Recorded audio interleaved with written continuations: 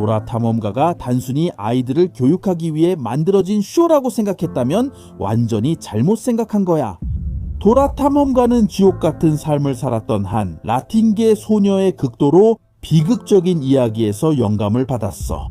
오늘날 우리가 알고 있는 도라 탐험가의 진짜이자 슬픈 이야기를 알고 싶다면 준비해. 이 영상을 보고 나면 도라를 예전처럼 볼 수 없을 거야. 모든 것은 도라 탐험가의 창작자인 크리스 기포드의 젊은 시절에 시작됐어. 그가 막 대학에서 커뮤니케이션을 공부하기 시작했을 때 그는 신문에서 찾을 수 있는 몇몇 이야기들을 기록하는 대학 실습을 하고 있었어. 그리고 여러 자료를 찾아본 끝에 그는 한 가지 특별한 이야기에 주목하게 됐어. 그것은 한 이민자 소녀가 목숨을 잃은 이야기였어. 크리스는 이 소녀에게 무슨 일이 있었는지 너무 궁금해서 바로 그 소녀가 있던 기숙학교로 갔어. 비극이 일어나기 전이었지. 도착해서 이 소녀에 대해 물어보자 크리스는 완전히 놀라고 말았어. 담당자들은 이 소녀에 대한 이야기를 들려줬어. 그들은 이 소녀가 도라라는 이름의 이민자라고 말했지. 그 소녀는 멕시코에서 할머니와 함께 살고 있었어. 그녀에게는 미국으로 건너간 아버지가 있었고 자주 연락을 했지. 도라에게 곧 사람을 보내서 데리러 오게 할 거라고, 그래서 마침내 다시 만나서 더 나은 삶을 살 수 있을 거라고 말했지. 마침내 그날이 왔어. 도라의 아버지는 자신의 형제, 즉 도라의 삼촌과 함께 계획을 세워서 둘이 같이 미국으로 건너가기로 했지. 하지만 도라는 정말 무서웠어. 아버지가 예전에 국경을 넘을 때 겪었던 이야기들과 그게 얼마나 힘들 수 있는지 들려줬거든.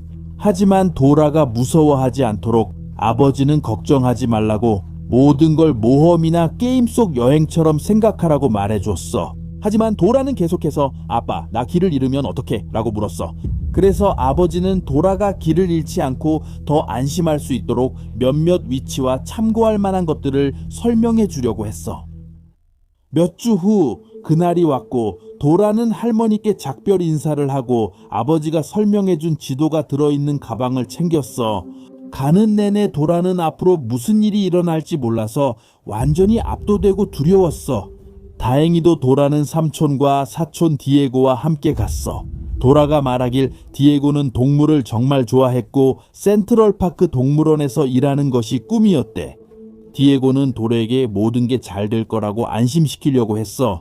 그래서 디에고는 도라에게 분홍색 원숭이 인형을 선물했어. 디에고는 여러 동물 장난감을 가지고 있었지만 그 중에서도 제규어 인형을 가장 좋아했지. 디에고가 도라를 위로하려고 애썼지만 모든 것은 눈 깜짝할 사이에 변해버렸어.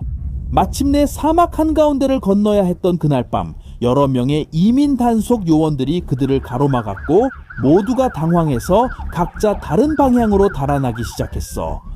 도라는 무슨 일이 일어나고 있는지 알지 못했고 그저 방향도 없이 달리기만 했어. 정신을 차려보니 그녀의 삼촌, 사촌 디에고 다른 모두가 사라져 있었어. 그 비극적인 밤 내내 도라는 무서워서 울면서 아침이 되어 삼촌과 디에고가 돌아오기를 기다렸지만 그런 일은 결코 일어나지 않았어. 다음 날 도라는 운 좋게도 몇몇 요원들에게 발견되어 이민센터로 데려가졌어. 그들은 도라 가족을 찾으려 했지만 소지품을 뒤진 결과 배낭, 분홍 원숭이, 지도만 발견했어. 여러 경로가 있었지만 실제로는 아무 데도 이어지지 않았어. 도라를 면담했을 때 그녀는 아빠를 만나고 싶다고만 말했어. 도라의 아버지를 결국 찾지 못했고 그 소녀를 찾는 이도 없었어. 그리고 이건 도라의 아버지가 뉴스에서 여러 이민자들의 시신이 사막에서 발견됐다는 소식을 들었기 때문이야. 그건 원래 계획했던 날의 바로 다음 날이었어. 콰우테몽 마르티네스와 디에고 마르티네스의 이름이 언급되었어. 그래서 도라의 아버지에게는 딸도 죽었다는 명확한 신호였어. 아무도 도라를 찾지 않아 멕시코로 돌려보낼 수 없었어. 명확한 위치나 가족 연락처가 없었기 때문에 도라를 기숙학교로 데려갈 수밖에 없었어. 도라는 그 기숙학교에서 국적 때문에 그리고 다른 사람들과 영어로 소통하지 못한다는 이유로 학대와 비난을 받았어. 도라가 원했던 유일한 것은 아빠를 찾는 것이었어. 그래서 기숙학교에서 계속 울고 있었지. 수많은 학대를 견딘 끝에 도라는 탈출해서 아버지를 찾으려고 온 힘을 다했어.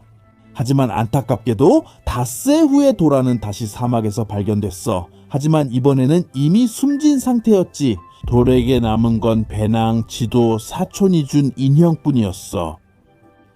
도라는 아빠를 만나기 위해 마지막 시도를 했어. 하지만 험한 날씨와 방향 감각 부족, 그리고 경험이 부족했던 탓에 도라는 결국 해내지 못했어. 이 모든 비극적인 이야기를 알게 된 크리스는 이를 가장 창의적인 방식으로 기록하기로 결심했고, 그 결과 도라의 모험 이야기를 만들게 되었어.